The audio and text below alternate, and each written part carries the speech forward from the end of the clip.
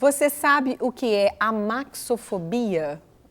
Não é porque é uma fobia maxi, não, né? Muito grande, embora o nome pareça estranho. É o medo de dirigir, e o medo de dirigir é familiar para muitas pessoas. Os sintomas são diversos e o resultado é um só: carteira de habilitação no bolso e o carro na garagem, ou ainda não conseguiu tirar a carteira, como eu conheço algumas pessoas, exatamente porque o medo para. A pessoa dirige bem, sabe todas as regras, sabe manobrar o carro, sabe controlar o carro, mas chega no momento de tirar a carteira, o medo toma conta e a impede de receber a carteira. É isso mesmo, Ronilson? É isso mesmo. Tudo Márcia. bom? Tudo Obrigada, bem. querido, por ter vindo. Obrigado você por ter convidado, você é uma bênção. A gente se conhece não vamos nem falar quantos anos, né, Ronilson? Não pode nem falar, né, Márcia? Não podemos nem Eles vão falar. julgar pelos meus cabelos brancos aí. E vão me colocar no meio. Ixi, não vamos falar não, Mas, na deixa pra lá. verdade, que bom a gente estar junto aqui. A gente se encontrou, gente, na votação do primeiro turno das eleições. Nós nos encontramos. A esposa da Priscila, a esposa do Ronilson, vota no mesmo lugar que eu. E aí, que foi tão bom a gente se encontrar ali tão rapidamente. Me deu o cartão, que eu já tinha perdido os contatos do Ronilson. E falei, gente, vamos falar sobre esse assunto, porque tem uma amiga que está passando exatamente por isso agora. Mas a gente se conhece da Igreja Batista da Floresta de muito tempo atrás, né, Ronilson? É que bom, verdade. que tempo bom. Muito bom. Inclusive, no dia da votação, a minha filha é sua fã, a Ana Elisa. Gracinha. E ela falou de você naquele dia, né? Isso. Falei, não, então vem cá, deixa eu te fazer uma surpresa. Eu levei para você conhecê-la. Gracinha, linda. Queria vir aqui hoje, tadinha, mas ela estava na escola, né? Falei, não, deixa da próxima vez. Pois é, que bom. Um beijo grande para ela. Família linda. Tá uma moça já, Tá né? moçona. Pois é, antes da gente conversar, Ronilson, a gente vai ver uma matéria agora sobre isso. Medo de dirigir. Muitas são as causas para uma pessoa já habilitada hesitar ou desistir de dirigir. Falta de prática, traumas, insegurança e o tráfego cada vez mais intenso das grandes cidades são algumas delas.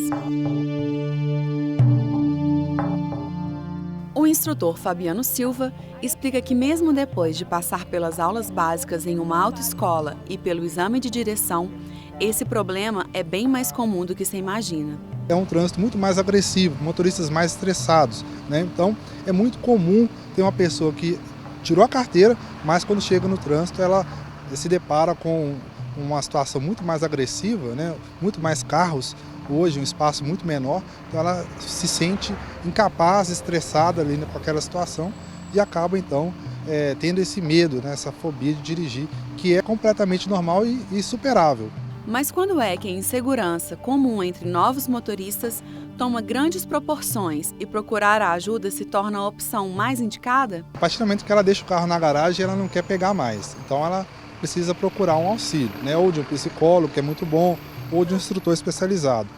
Poucas aulas ela já consegue perder esse medo. É uma questão de prática e de uma boa orientação. Há 4 anos sem dirigir por conta de um acidente de trânsito, a empresária Marisa Eleutério topou o desafio de voltar ao volante, sob as orientações do instrutor. Eu vejo que a minha pulsação está querendo estabilizar agora, mas no início lá eu achei que eu não ia dar conta, porque eu estava suando, meu coração estava acelerado, minha mão estava tremendo, né, entendeu? E eu procurei fazer tudo certinho, o máximo que eu podia, mas a sensação é que minhas pernas não iam me atender. Olha só, isso acontece mesmo, né, Ronilson? Quais são as causas desse medo de dirigir? Aliás, a gente já falou ali na matéria, né, que o instrutor disse muito bem, a pessoa às vezes chega já até tirou carteira, mas ela chega na hora da prática, do dia a dia, as nossas cidades grandes estão cada vez mais, né, lotadas de carros e as motos passando, aquela coisa terrível, o que causa a pessoa recuar, ela voltar e descer um degrau que ela já tinha subido. O que além disso, né, das coisas do dia a dia ali, podem causar? É uma segurança de alguma coisa lá de trás que de repente causou, refletiu agora? A gente tem analisado vários casos lá na clínica, onde muitas das vezes a causa não é o bater, o não estar dirigindo, o trânsito. Isso aí é como se fosse um copo d'água que são as últimas gotas. Na verdade, a gente trabalha bem lá atrás, como você falou. Freud fala de um retorno de recalcado.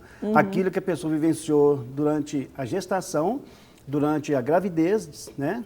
durante os primeiros períodos de 0 a 9 anos de idade, e ali uma série de coisas acontecem onde a pessoa vivencia um trauma, seja ela na rejeição, seja ela em perfeccionismo, que ela transfere isso para a fase adulta e ela vem se manifestar. Então, muitas das vezes, a pessoa pega o carro, ela sabe dirigir, ela vai para a rua, pega o instrutor, não dá conta, porque o problema dela não é a prática em si, somente, né? O problema dela está focado naquilo que faz ela não dirigir. Tem um gatilhozinho lá dentro do inconsciente que faz com que ela traz, né, para o momento atual, aquilo que está lá atrás, lá da infância, e ela retoma, como se fosse no aqui e agora. Então, a mente, ela produz isso e restaura e ela cria uma proteção. Muitas das vezes, o perfeccionismo, ele instala, né? A pessoa pensa muito mais no outro ou uma ansiedade antecipada, né, vamos dizer assim, de um pessimismo que gera, ansiedade que gera um pessimismo, o pessimismo vai gerar, impede, no fim, né? medo, impede. Traz um bloqueio para aquela pessoa.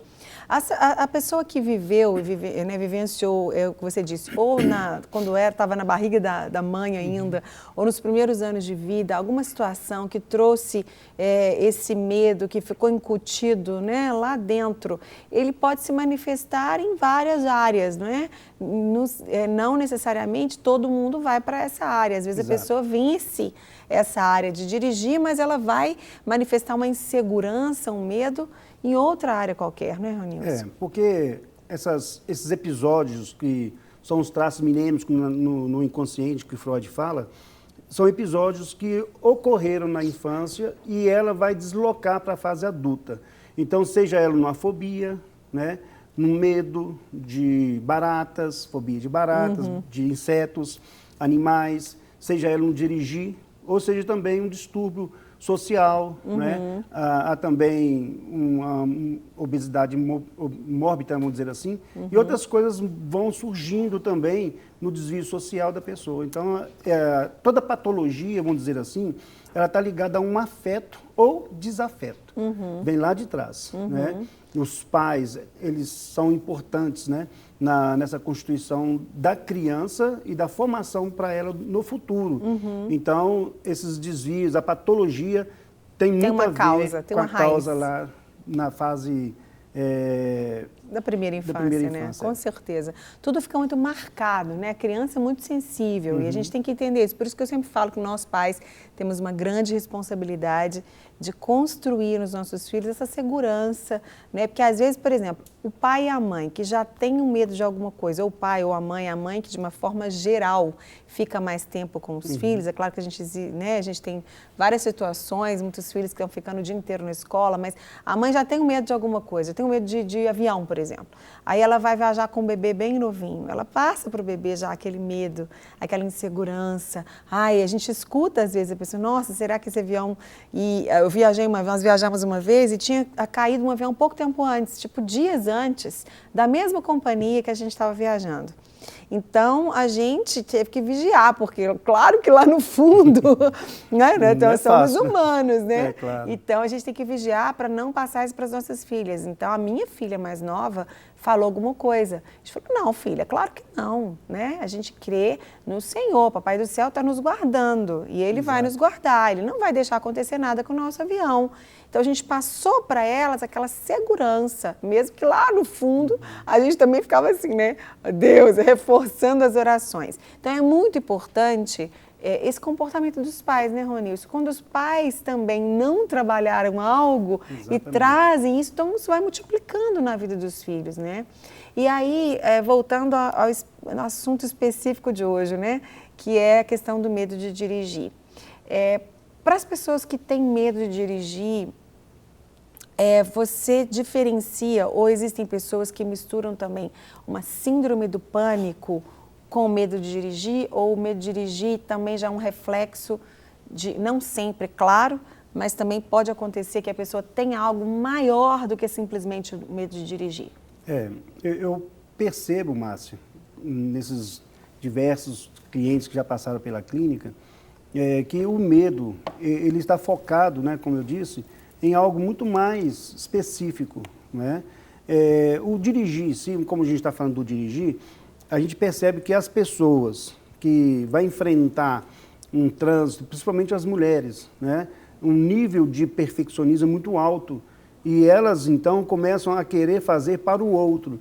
E quando nós remetemos isso lá na infância, a gente percebe também como que foi essa posição dela na família, se ela foi uma gravidez que foi esperada ou não, né? Se ela é aquela desejada, né? O pai, o casal, engravidou, né?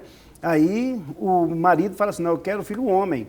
A mulher, por sua vez, ela também quer agradar o marido, não, então vamos querer um filho homem. E se esse bebê sendo gerado é uma menina, as células dessa menina já sabem que ela é menina, né? Então ela sente já uma rejeição. E quando o neném nasce, fala, é menina, achei que era homem, né? Aí reforça essa rejeição. Essa menina, por sua vez, vai querer desenvolver um agrado aos pais. Eu quero ser para o meu pai ou para a minha mãe aquilo que eles desejavam que eu fosse. Então, ela vai tomar atitudes de querer agradar o pai.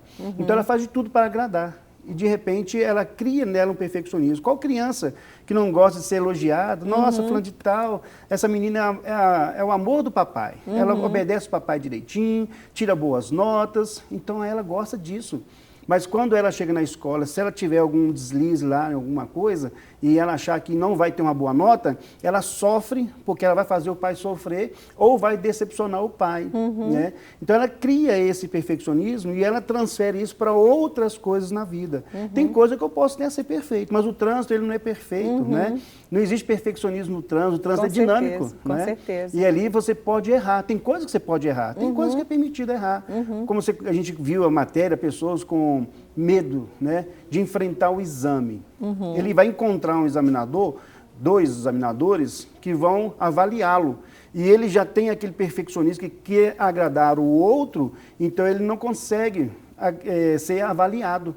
Né? Quando depende dele, ele faz sozinho, mas quando depende do outro, ele não dá conta. Então ele quer ser perfeito e não consegue. Aí erra uma coisa. Eu tive várias psicólogas que passaram por mim que não conseguiam tirar a carteira.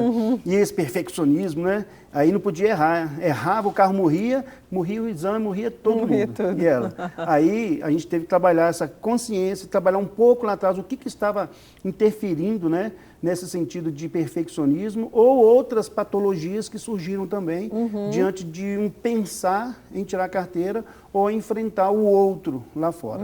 Então tem uma série de coisas que a gente pode analisar também. É verdade. A criança, nós pais temos que ensinar a criança a lidar com a frustração. Exato. Né? Desde que a criança é pequena, todos nós vamos passar por frustrações ao longo da nossa vida. Quer dizer, e mesmo que a criança não tenha sido rejeitada, mas quando os pais não ajudam a criança a enfrentar uma frustração, como a criança que nunca ouve não, por exemplo, né? Verdade. Ela nunca ouve não, ela sempre tem tudo que ela quer. Inclusive hoje em dia, gente, o negócio é difícil. A gente vê como que os pais acham que as crianças é que mandam em casa. Às vezes bebês. Eu deparei com uma situação outro dia que a mulher estava com um bebê de uns 10 meses, mais ou menos, um carrinho. Ela parou diante de uma escada rolante para subir. E ela parou ali, ela não sabia se ela ia com o carrinho, com o bebê, o que ela fazia. E estava vazio o shopping. Eu falei assim, a senhora não quer pegar o elevador? Porque sempre tem um elevador, né? Inclusive é proibido subir permitido, com um carrinho na escada rolante. Ela não gosta de elevador. Ela entra no elevador, ela começa a gritar. Eu falei assim, olha, você tem que começar a enfrentar essa situação com ela, dar segurança para ela, mas se cada vez que você não for com ela no elevador, ela nunca vai aprender que o elevador é uma coisa boa, né, e etc e tal. E ajudei e falei assim, então a senhora tira ela do carrinho e tinha uma menina maior junto.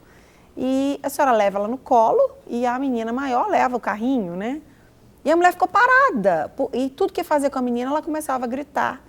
Mas não era de medo, era tipo assim, é isso que eu quero, é aquilo que eu quero.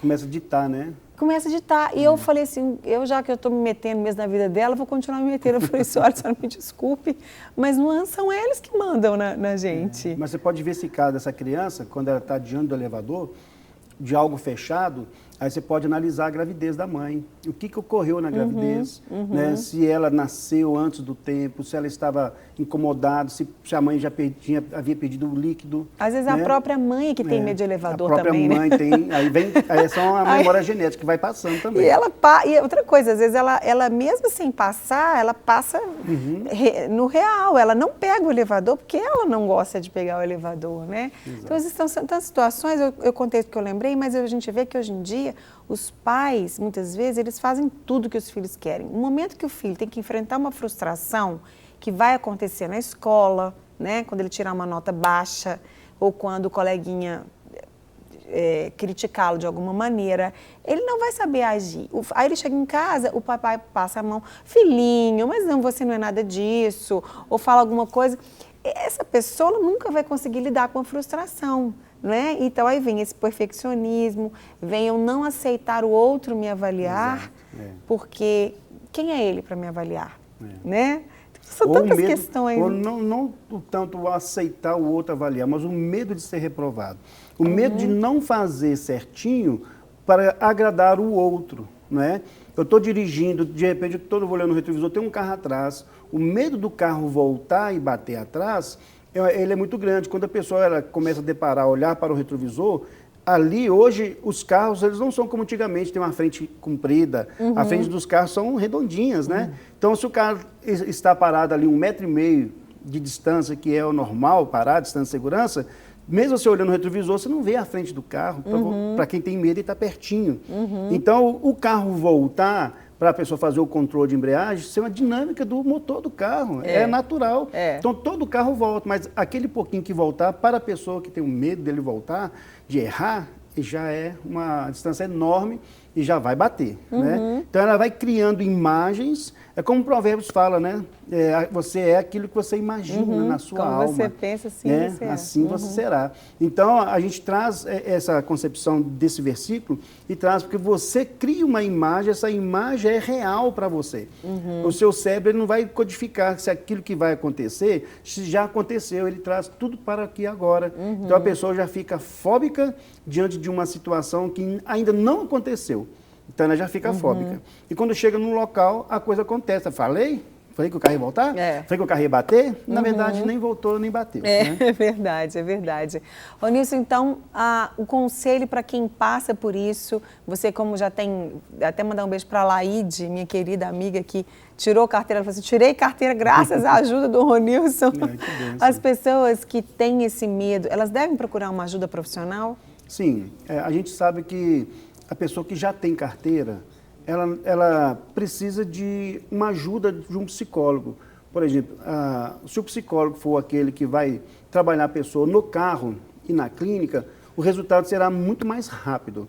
Tem pessoas que precisam de uma práticazinha e com a práticazinha ela resolve. Né? Tem alguns instrutores que fazem esse tipo de trabalho, mas tem instrutores que não vão conseguir tirar o medo, porque o medo está em questão assim, mais profunda, é psicológico. Então é preciso de um profissional que vai atuar com ela o tempo todo no carro e também na clínica. Como a gente faz, assim, sobre um exemplo, a gente pega um cliente, a gente faz um diagnóstico e depois a gente vai para o carro com ela fazer, então, a sessão. Então, todas as sessões na rua são feitas com o psicólogo, porque ali ele vai interagir com ela, ali ele vai fazer uma sessão com ela, vai ser uma sessão no volante, não vai ser uma fala eu já fui instrutor, né?